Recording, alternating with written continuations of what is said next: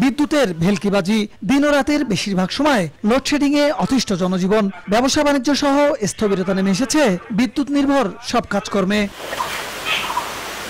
গাইবান্ধা জেলা জুড়ে নেসকো ও পল্লী বিদ্যুতের এমন অবস্থায় বিপাকে গ্রাহকরা। বেশি চাহিদায় শিডিউল করে সামান্য লোডশেডিং দেওয়ার কথা বলা হলেও তা মানা হচ্ছে না। প্রচন্ড গরমে কাহিল অবস্থা মানুষের। হাসপাতালগুলোতে রোগীদের অবস্থা আরো করুন।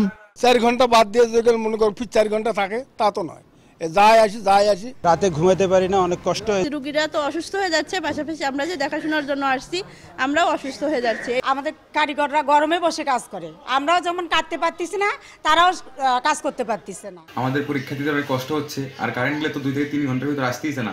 তবে অতিরিক্ত লোডশেডিং এর অভিযোগ অস্বীকার করে বিদ্যুৎ বিভাগের কর্মকর্তাদের দাবি, তীব্র গরমে চাহিদা বেড়ে যাওয়ায় শিডিউল করে কিছুটা লোডশেডিং দেয়া হচ্ছে। এই মুহূর্তে 50 মেগাওয়াট লোড আমার ডিমান্ড। এখন যদি আমাকে 50 মেগাওয়াট না দিয়ে যায়, বলে যে 45 মেগাওয়াট দেওয়া হলো, তাহলে 5 মেগাওয়াট তো আমাকে লোডশেড করতে হবে।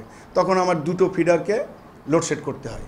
ওই 2টো ফিডার 1 ঘন্টা বা 1.5 ঘন্টা লোডশেড রাখার পরে আবার আর 2 ঘন্টা অন্য 2 ফিডারকে 1.5 ঘন্টা 2 ঘন্টা লোডশেড রাখে। জেলা শহর সহ 7 উপজেলায় নেসকো ও 81টি ইউনিয়নে গাইবান্ধা পল্লী বিদ্যুৎ সমিতি গ্রাহকদের বিদ্যুৎ সরবরাহ করে থাকে।